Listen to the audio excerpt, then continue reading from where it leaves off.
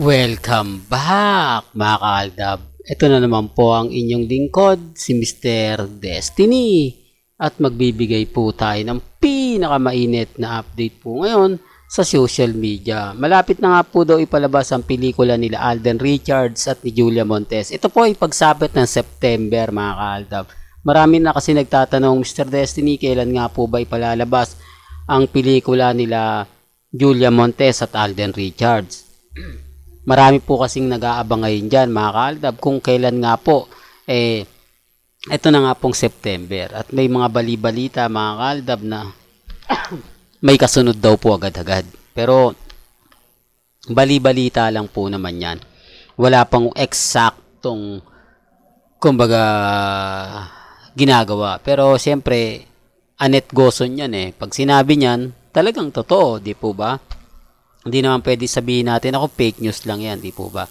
At dito nga po mga kaaldab sa update pa rin po natin, bakit nga po ba takot na takot si Congressman Spotted pag binabanggit ang kasalang o pag ini-interview sila sa kasalan, di po ba? Gaya nga po ng inilabas natin video na sinasabi nga ng isang nagtatanong sa kanya, tanong daw ng karamihan at live nga po raw tayo, anong kumbaga pakiramdam ng bagong kasal, di po ba? Ang sagot niya, chismis na naman, di po ba? Kaya nga po mga kaaldab, medyo yung nagtanong, hininto niya na, di po ba? Hindi na siya sumunod pa ng pangalawang tanong.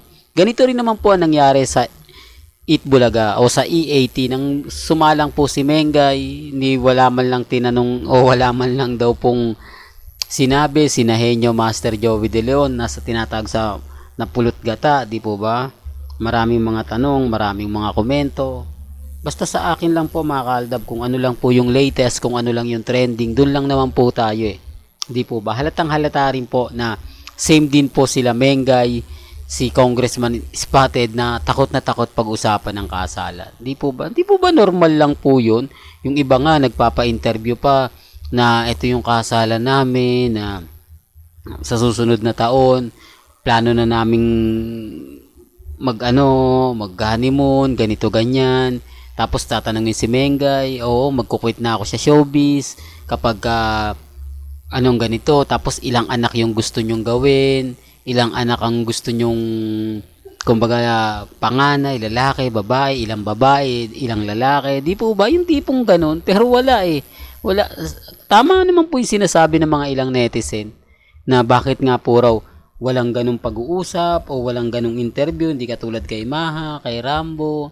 Pag sinasabi ko yan, daming bitter, daming nagsasabi na fake news ka lang Mr. Destiny, hindi mo lang matanggap ang katotohanan na kumbaga tapos na, talo na kayo, wala nang aldab, di po ba? Yan lagi yung sagot pero hindi po nila masagot yung mga katanungan nga po ng ilang netizen na sa bagay mga kaldab, sabi ko nga po sa inyo, depende pa rin po ito sa pananaw ng iba. Depende pa rin po ito sa mga taong magre-react at magko-komento, di po ba? Well, hanggang dito na lang po yung updates natin Kaya kung gusto nyo pa po ng pinaka-latest at sariwang update, abay tutok lang po kayo sa channel ni Mr. Destiny para updated po kayo sa mga latest at sa mga bagong video po na ilalabas po natin. Kaya kung bago ka lang sa channel na to at isa kang true-blooded Aldab Nation na nagmamahal po kina Mengay at Isoy, tama po ang channel na pinuntahan mo, kaya consider na po kitang bagong subscriber. At huwag mong kalimutang i-share ang mga video po natin sa mga mami, sa mga titas at sa mga senyor. Hanggang sa muli, salamat po sa panonood at pakikinig.